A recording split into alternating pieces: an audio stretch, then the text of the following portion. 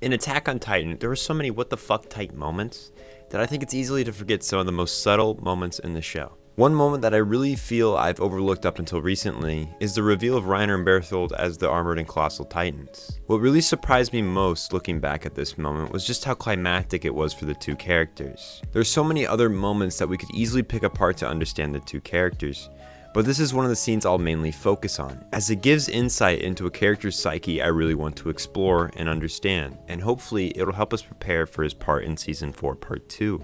And so today, I want to focus on our dear friend Reiner, the Armored Titan, and in my opinion, one of the most well-written characters in the series. We'll dive into what exactly is Reiner's psyche, and come to an understanding of the philosophy he lives by, and I'm sure you'll find my ultimate conclusion to be pretty revealing of his true character. I will be covering the anime specifically, so I will not be spoiling any of the manga chapters that take place in Season 4 Part 2. This is just for the sake of anime fans that want to watch this video without being spoiled. So with all that out of the way, let's talk about Reiner Braun. Now I'm sure you all remember the intense stalemate on top of Wall Rose. Reiner turns to Eren and just flat out says that he and Berthold are the Armored and Colossal Titans. It's in these following moments that we see an expression on Reiner's face, not of aggression or demand, but of remorse, regret, pain, and sorrow. But for what are these expressions made for? Towards fear of Eren? Mikasu's also on the wall? No, it's much deeper than that. Reiner's feelings in this moment are not too different than those of people with split personalities. Because if you think about it, Reiner has developed one over time on Paradise. When Reiner infiltrated the island 3 years prior, he was just a kid. He believed in his mission, the one the Marleyans entrusted him with, of retrieving the founding Titan. But after 3 long years of living with the supposed Eldian devils, he grew attached to the people and place that he was supposed to despise. For a while, he stopped focusing on the mission. He made new friends and made new bonds. Reiner actually invested himself in others, helping Eren, saving Armin, not as an obligation, but willing as a friend. The only time Reiner shows his true colors, or should I say his Marley persona, is when the mission is in danger. For instance, when Marco finds out about their secret of being Titans, the trio strands him with no ODM gear and watches as he gets eaten. Besides the few moments like that, Reiner continues to live blissfully in ignorance. It's not until that moment on top of the wall that Reiner actually has to face the collision of both his worlds. The identity he has in Marley and the identity he made for himself on Paradise. In this moment, Reiner realizes how fucked up the things he's been doing for his country are. We can infer this when he exclaims to himself,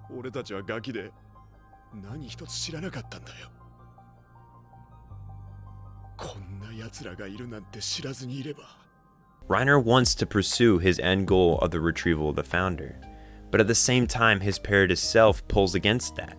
He struggles with grasping where exactly he belongs, feeling deceived by his country, but obligated to fulfill his duty, not just for himself, but for his family back home. In the end, Reiner knows what he must do, just like he did long ago when he destroyed the wall. Only this time, there is more pain and sorrow in his decision. Upon his return to Marley, Reiner's life is in shambles. As a lone returner from the island, he's the only one who truly knows the amount of lies the Marleyans have shoved down the Eldians' throats. He decides though, rather than to speak out against the lies, to just move on with it. During a dinner party, we see Reiner acknowledge those of Paradise as primal devils, which shows that he chooses to remember his former friends coldly, as to avoid his true inner emotions. As time moves on, Reiner still can't shake his depression. The regret he feels for the loss of his 3 comrades and for his cruel actions he committed on Paradis continue to seep into his heart. Reiner sees himself only as despicable and selfish. He wants nothing more in the world than to disappear and die. There comes a time when Reiner puts a rifle into his mouth, and he longs to pull the trigger. But he resists this urge for only one reason. He glances out the window to see Falco and remembers.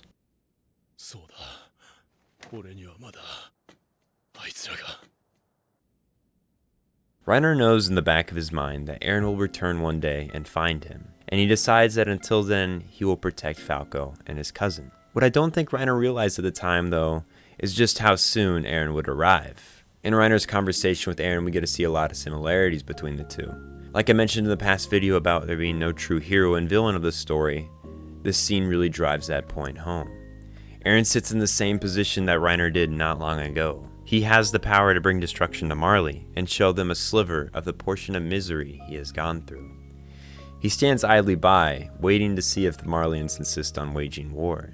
In this scene, Reiner goes through a plethora of emotions. It's as if all the grief and regret he's buried surfaces in the form of words, and he begs Eren for death. He admits to the world his actions and his hate for himself. He sheds tears longing for an act of judgment for his actions, and in this moment, it becomes clear who Reiner is. He's a shattered man whose original goal was pure, to be a hero, to save the world. Reiner's goal was always to complete the mission, to do good. He was just never told how human the Eldian devils whose lives he took actually were. And it's in that good conscience of his that Reiner is now shattered. It proves that after you look under the deaths he caused and lives he took, Reiner is a good person, for otherwise he wouldn't feel this regret, this remorse, this sorrow. To Marley, Reiner was just a tool to cast aside once the job is done and pick up again when needed. Reiner lives to protect others, yet he ended so many lives, and it's in this contradiction of his morals and his actions that has put him into such a broken state. Only time will tell how Reiner's story will end, and until then, this is what we're left with. In the final moments of Season 4 Part 1, we see Reiner prepare for his final fight. Marley has called once again upon the tool. It may be shattered with a splinted handle and showing signs of rust, but a tool is a tool, and Reiner wears this role. Thank you all of you who have made it to the end. I love talking about Reiner. He's a really complex character, and I hope this video helped make his thought process more easily understandable. If you enjoyed this video, be sure to check out my other Attack on Titan video. In it I talked about what exactly is hatred and its role in the Attack on Titan universe. Make sure to leave a like on this video if you enjoyed it, and if you want to see more, make sure to subscribe to my channel. I release new videos every other week. And so, with all that said, I will see you guys next time.